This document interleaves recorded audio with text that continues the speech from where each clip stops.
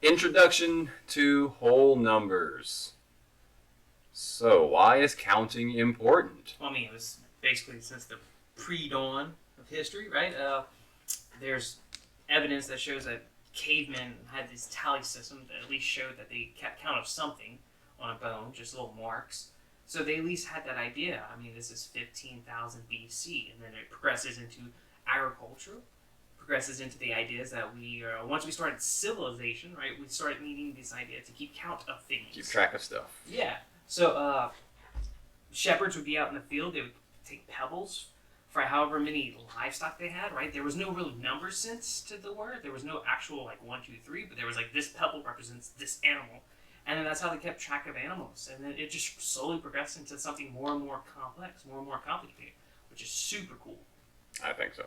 So, for example, we can go and count the number of times the letter T occurs. So the whole purpose of this is to show that counting is kind of a natural thing that we do, right? So we all know how to do this, hopefully, right? So I see 1, I see 2, 3, 4, and 5, right? So we can assign the number 5 to how many T's there are in that random string of letters, okay?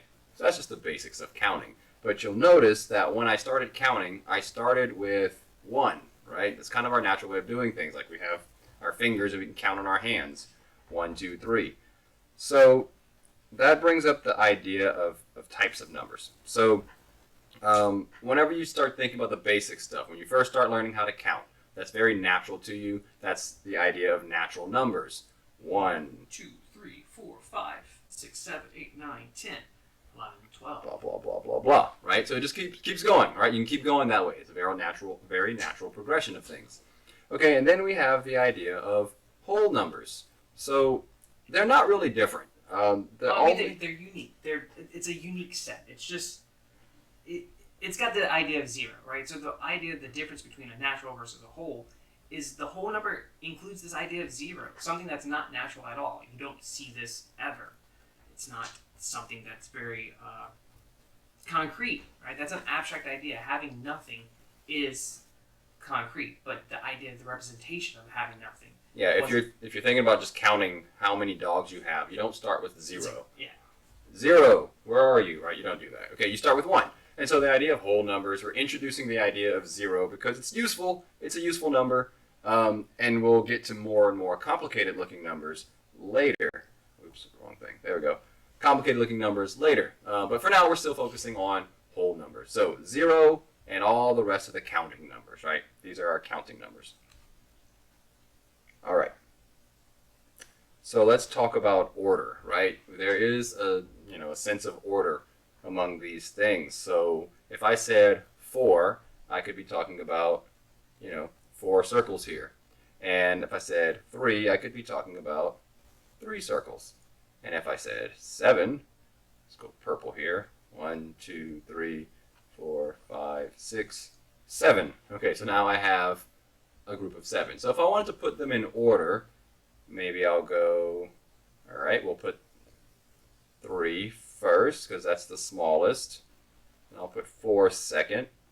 And then I'll put 7 third. Okay, so there's a sense of order here. We go from smallest to largest. Yeah, but order is very vague in the sense mathematically, so we can actually switch it around. And we can go biggest to smallest. We can actually say 7, 4, 3. So yeah, okay, so we said order. And we went from smallest to largest. I didn't specify what order to put them in, right? I guess that's true. So I could have gone. I don't know if I could do this. Let's see. Can I flip it? Well, I messed it up. Well, I flipped it at first, but then I messed it up. Okay, well. Hey, there we go. All right, look at that. So nope. We're back to where we were. You're just a mirror image there. You know what? We're going to try one more time.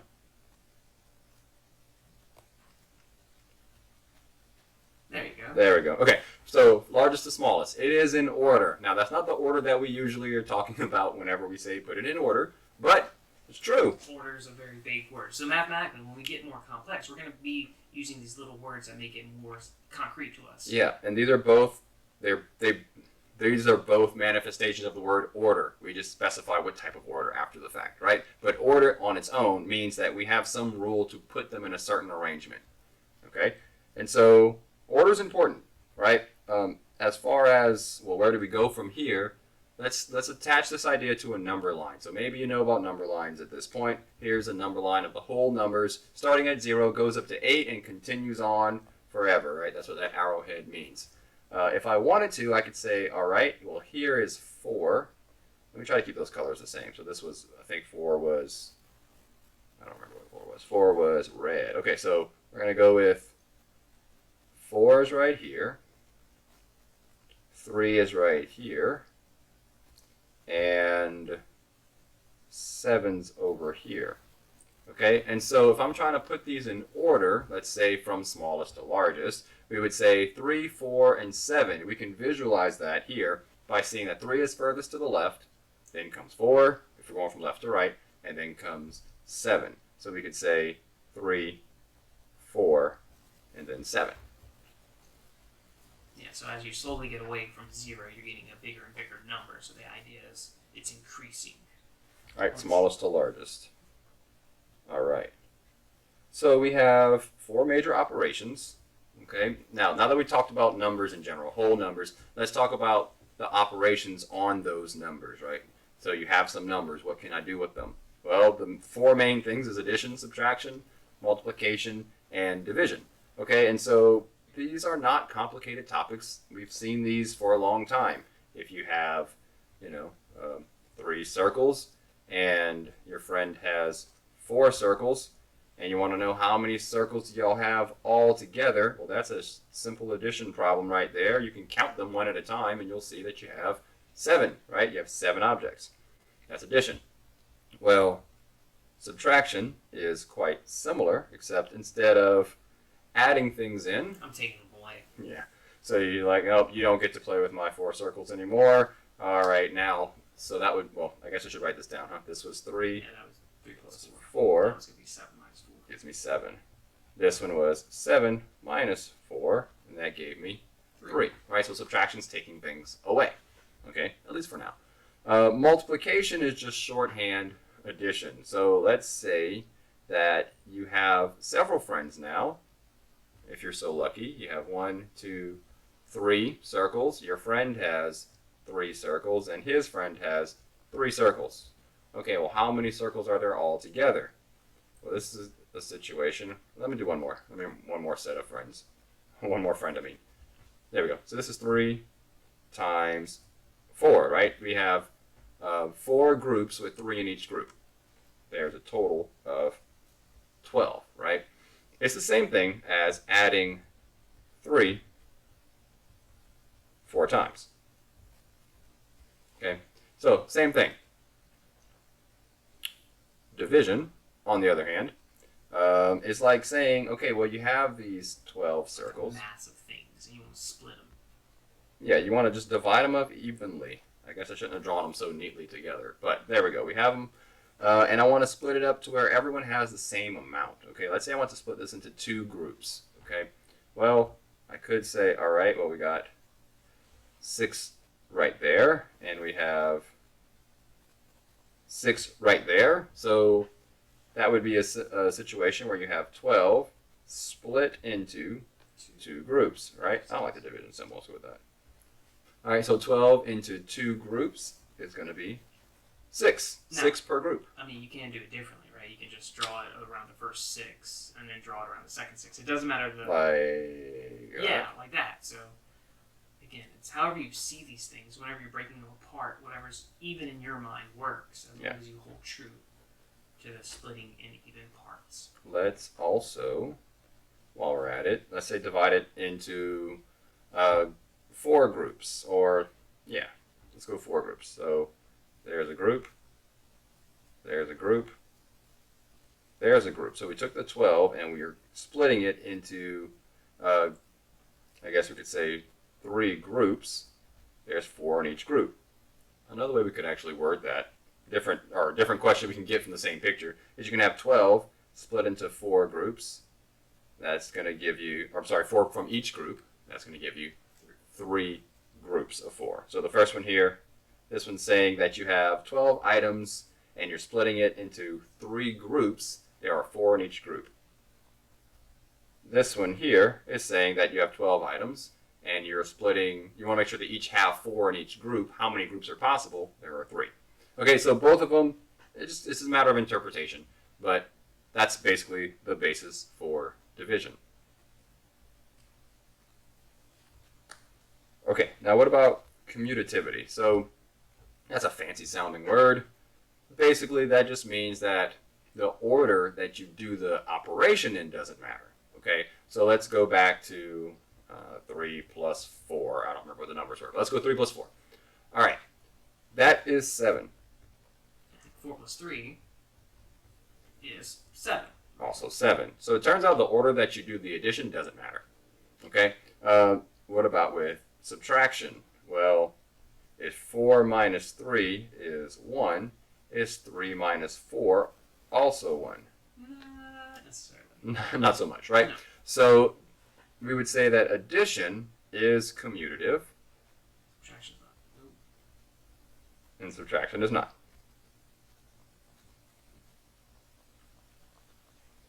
Blah, blah, blah, blah. Okay. What about multiplication and division? Okay, well, let's test it out. 2 times 6 is 12. And 6 times 2 is 12 as well, so that one works. All right. Check. That one is a commutative operation. Division. 6 divided by 2. 3. And 2 divided by 6. No.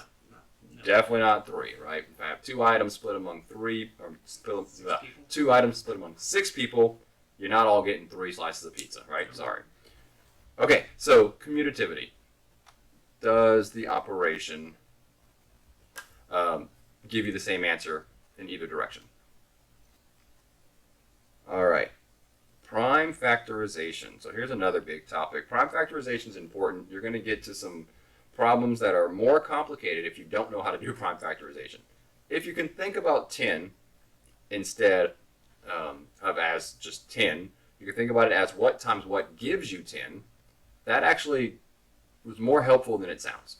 Okay, so commonly what we'll do is do what they call a factor tree, right? And so the question is, what times what is 10? Hopefully that pops in your head right away. Maybe not, but hopefully it does. 1 times 10. I knew that was what you were going to say. Absolutely knew it. Okay, that's not breaking it up. Okay, so the idea is to get A prime. prime numbers. What's a prime? Simple numbers. What's a prime? What's a prime number? Okay, 10 is not a prime number because, well, I have other options. Okay, 1 times 10 is the only option. No, there's also 2 times 5, right? Yeah. So if 2 times 5 gives me 10 and 1 times 10, I have multiple options. It's not a prime number. Okay, prime numbers only have, for example, 2 is a prime number. Let me just say it that way. 2 is a prime number because the only way I could split that up using whole numbers is 1 and 2, right? And that's not splitting it up, actually, at all. No. That's not making it easier because notice 2 is there. So if I went to split this up again, I'm stuck, right? I'm going like this is forever. So it's a prime number. 1 times itself is the only factors, the only 2 numbers that multiply together that give you that value. Same is true with 5, right? We can't split that up. So 10 is the product of 2 times 5. 2 times 5 is the prime factorization of 10.